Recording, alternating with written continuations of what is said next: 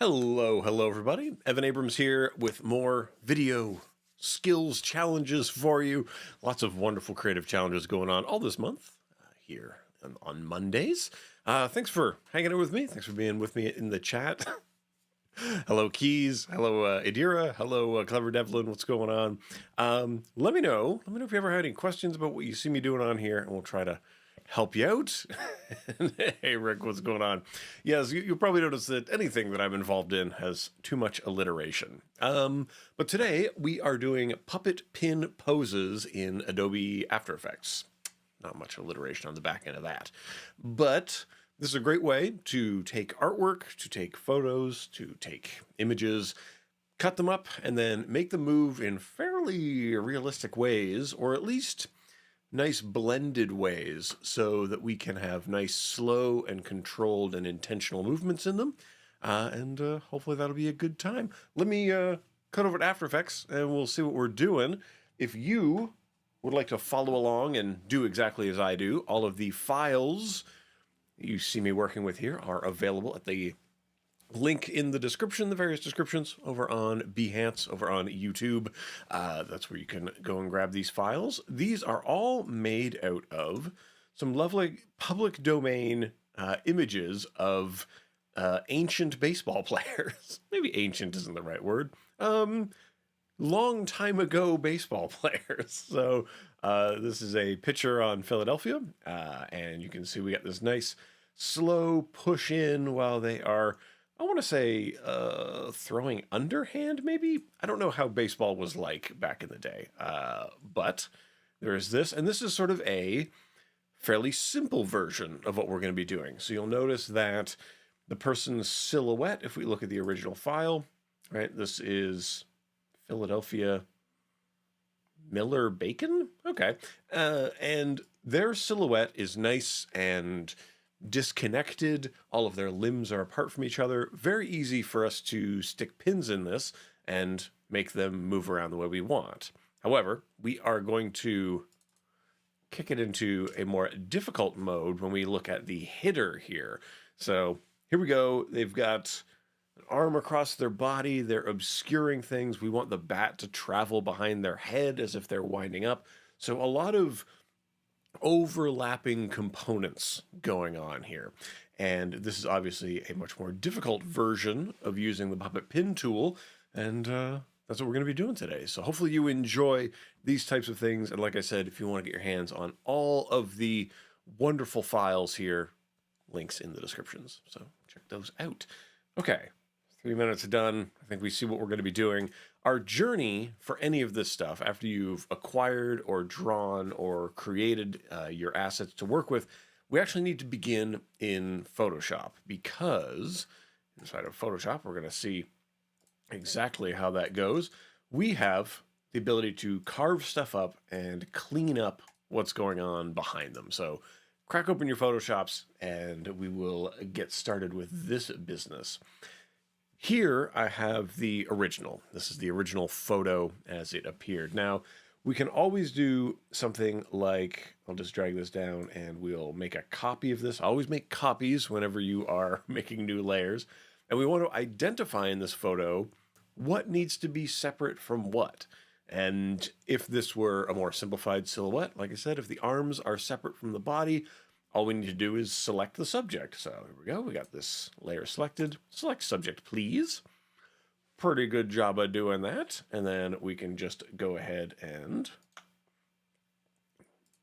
grab this and we'll say, we could just hit the mask button, which would create a mask around this person in an all right way. Or give kind of good marks for that. We probably want to come in here with the brush and just brush in, clean up some of these edges, do a nicer job of getting this exactly how we want. So a little bit of refining required. Okay, no harm, no foul, baseball. But the other thing that we have to do is paint in a background. So here's a clean background that I produced earlier. There are a few ways to do this. There are many, many tools, but let's just go ahead and select that subject again. And we are going to go ahead and go select and we can either grow or go similar. I'm going to say let's grow. Oh, hold on. Boop. So we got this selected here. We're going to go select, and we want to change, modify, and we can expand, contract, feather, smooth, all these things to our selection. So I'm going to just expand. Let's expand it in this case by 50 pixels. Boop. You see it gets a little bit bigger like that. And then we might say, hey, let's just try to generative fill this person away. And we'll see if this does a pretty good job. Generally, though, you will probably have to come in, especially with more abstracted, like this is an old-timey photo. Yes, you see the problem, it is replace them with another person, which we'll often try to do. So that might not be the way forward. I ended up having to use a lot of the cleanup tools, a lot of our remove tool, a lot of our healing brush, stuff like that, to get the back stuff filled in. Now, we don't want to be labored too much of our time on that. Most of our time today will be spent inside of After Effects, but there are a few things that I really wanted to make sure we talk about here in After Effects. So first is having just the player themselves isolated is not going to be enough in this case. Like I said, we want to be able to manipulate the bat and the arms and everything, so we have to break them up separately. And that means identifying which pieces need to be separated from the original.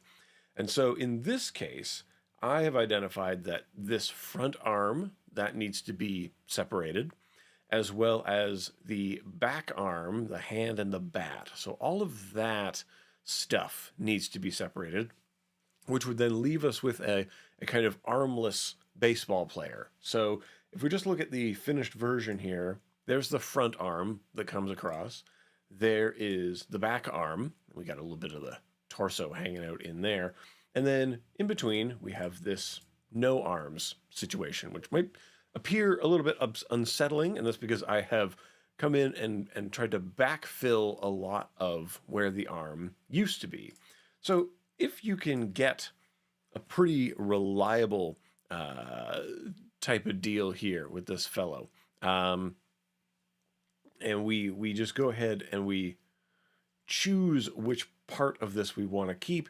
You might select it, you might just brush it away. Once you've got your total player, I like to just make a copy, choose what element you're going to be keeping. I'm going to say front arm here, and then simply use the brush tool to kind of paint away. A little manual painting never hurt anybody. You can use various selection tools to bring this in, but I find that this will help get you a lot closer to sort of the boundaries that you're after. Now, I tend to use a pen tablet and try to really get in there, but this can help with all of these little organic bits that need to be figured out, basically. And you can use a smaller brush as you get into the detail area. So, for example, this part of the bat is not going to be part of things. But the difficult part, because this is on the top, this is the topmost thing. If I just isolate it, then we'll be fine, right? It's on the top, nothing doing, nothing too bad about that. The trouble comes when we've removed the arm and we need to paint back in. So using the mask, we want to use the mask layer, painting in black and white to define the silhouette of this shape. And then coming into selecting, make sure you select the actual pixels of the layer here. And this is when we might be using our spot healing brush to try to heal that up a little bit, or maybe get down here. You might end up using the actual healing brush and selecting different parts to try to help yourself out and sort of cloning things around. I use a lot of the clone stamp because I'm kind of old school that way, selecting other folds of the character and putting them in. The amount of work you're going to have to do here is going to be really dependent on what photos you start with. And like I say, we don't want to spend too much time in here because we must animate things. But at the end of the day, I want you to have any front parts, any back parts, and then the middle parts, and a nice clean background. So those are the things that we want to have when we move over into After Effects. And to start it up from scratch, we would simply import where are we? We got to go to the Dropbox. And then we want to go to the puppet pin poses. And then we want to bring in the hitter like this. And it will ask you when you import it, how do you want to bring these in? Well, I want to bring them in as a composition that retains the layer sizes. You hit OK on that. We've got hitter number 2. And everything that we had visible, so look at that, it's still visible in here. And everything underneath, the stuff that we did not look at, it's invisible, so we don't need to worry about it. It won't interfere with our works. So from this point, we can really just start sticking pins into stuff. And critically, let's come into the front arm here, and I'm going to grab my pin tool, and I'm going to just start sticking pins into the shoulder area. And you can see, if we just go ahead and make this a fuchsia, and we want to make sure that we have the puppet, we'll be able to observe our mesh here as we get our pins. You can see this kind of pink tessellation, all these triangles. This is the mesh that's being drawn. So you generally want to put pins, stick pins into sort of the hard structures that are going to move around. So if the hand is going to move, all right, that's working pretty well, I think. But notice how even if I move the hand out here, the rest of the shoulder wants to move as well. So we have to pin down the parts of this that we don't want to move and flex, especially parts that are meant to be connected. So if these are connected areas, you may have to just boop, boop, boop, stick a few pins in there, get it nice and stuck in. The other thing that you'll probably have to be doing as you manipulate this joint around, notice that he's getting kind of noodle arms. So it's like he's just made it out of wet noodle, which is not what we want at all. So we want to come in here and we want to deploy into this some starch. So I'm going to grab my puppet starch tool and we will just click here, sort of in the middle areas where they could stand to be a little bit starchier. So now if I grab this, you see that forearm has a little bit more rigidity to it, right? It's feeling a little bit more as one might expect. And there we go. We got our front arm pretty nicely done up. Now let's go ahead and put some pins into the back arm. So the back arm, if we have a look at this, bloop, just kind of floating out in the world. I'm going to go ahead and we're going to grab our puppet position tool. Again, elbow down here, probably into the hand. And then the top of the bat, most likely, if this is going to change its angle, and we need to put some pins into the shoulder area so that that will remain where it's at. Rubber bat, we don't want that. That is a definite violation. So we want to starch up the parts of the bat here that might be getting in the way. There we go. Just add a couple of extra starch pins. Doesn't hurt anyone to add more starch pins. And critically, notice how the starch pins ride along for the trip. So if I am moving this part of the bat and I'm moving this part of the bat, then this just helps to keep everything nice and rigid as it rides along on the mesh and keeps everything sort of together. So that should be good for the back arm, I think. You may want to go even deeper and say, I'm going to separate the forearm from the back arm as well. But that might not be sort of particularly helpful, right? Remove the pin from the top of the bat. Now we could remove that pin from the top of the bat. That does sort of help us out in this way. But if I ever want to do anything like foreshortening to the bat, or if I want the bat to feel like it is sort of tilting in the hand, right, as the wrist breaks, I need to have a control point up there in some capacity, right? So it sort of mimics the bones, but it's also based on the utility that you're going to need from this. Now, we could also be putting in some other types of pins into here. You might try doing to do the advanced pin. If we throw one of those in, you can actually make things larger and smaller, and that can be helpful in getting a kind of foreshortening happening to objects. So I want to make sure you've got all the control points that you require to get the things moving exactly as you wish. But yeah, sometimes you need it, sometimes you don't. Okay, so I think we've got all the pins in here. What was I saying?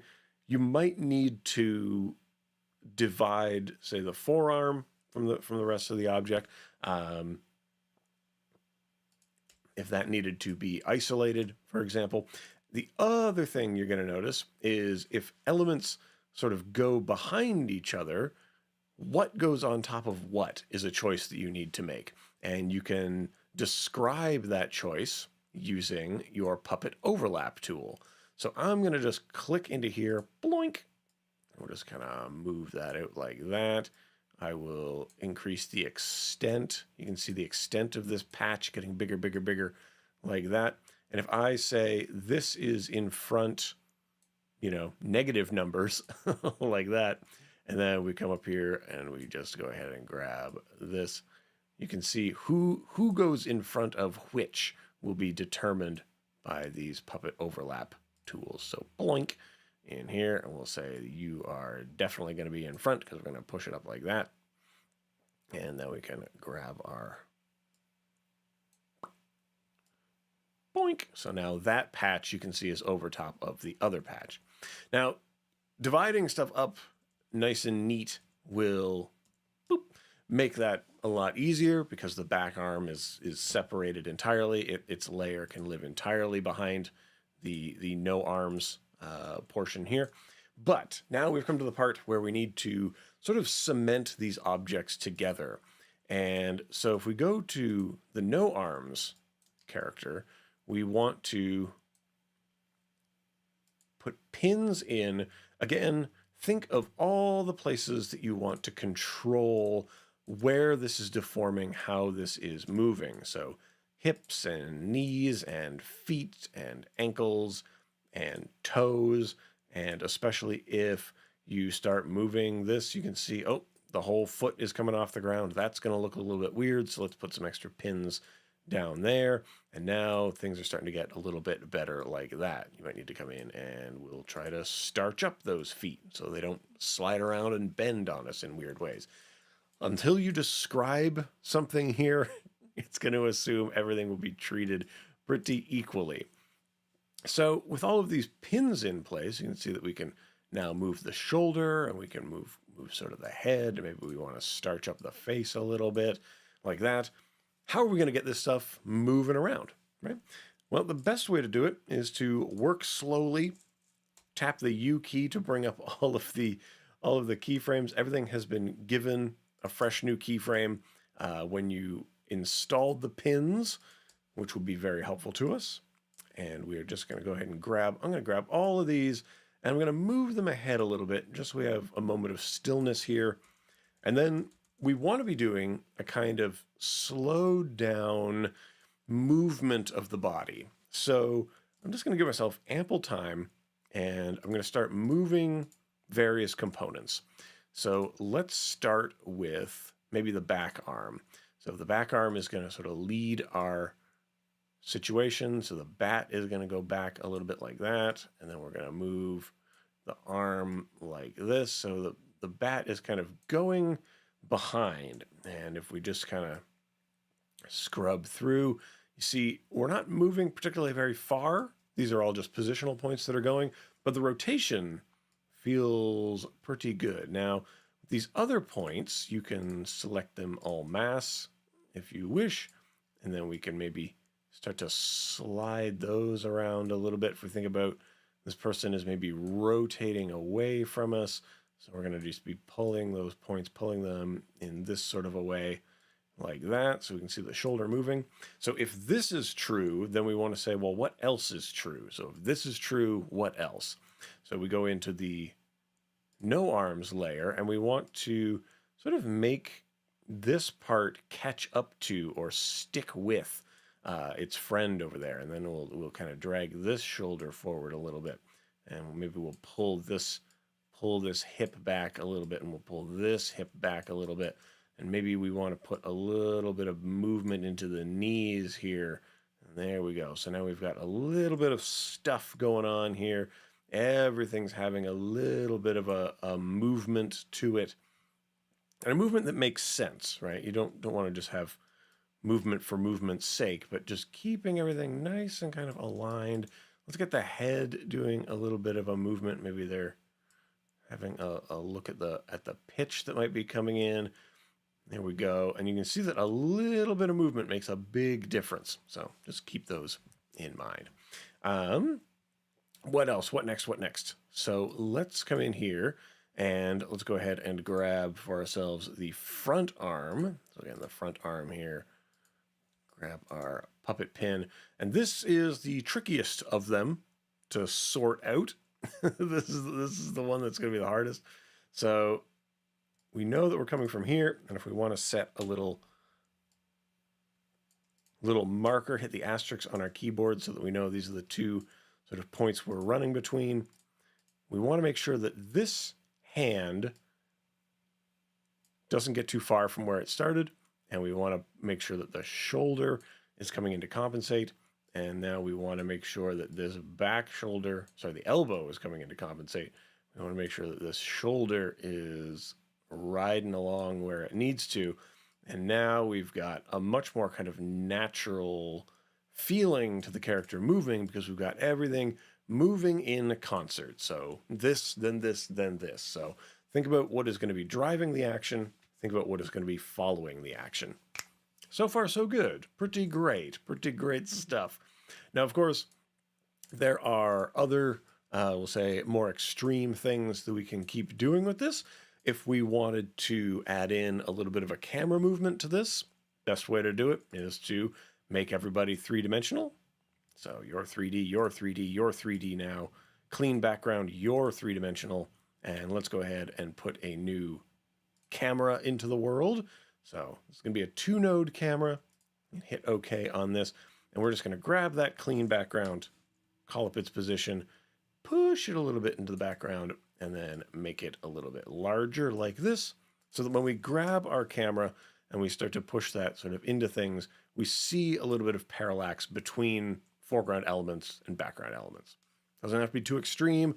We're not going to touch on getting the floor exactly right and stuff like that. Just focus on as this movement is happening. We're going to just call up the position here. And let's see. The other thing you want to do is, because we are a 2-node camera, make sure that the position and point of interest both have keyframes on them. So then we scrub forward. We're going to use C to move through our camera tools. We're going to push in a little bit. Maybe we do the tiniest bit of orbiting, but like this. And now we are getting,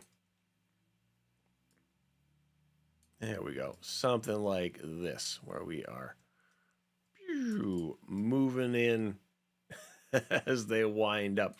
And it's not much to it, right? We've got everything lining up. We're going nice and slow. We're making a small amount of movement that we are then stretching over a longer time frame. So hopefully that will get you where you need to go. And remember, we want to start by carving things up inside of Photoshop and backfilling everything that is going to be covered up.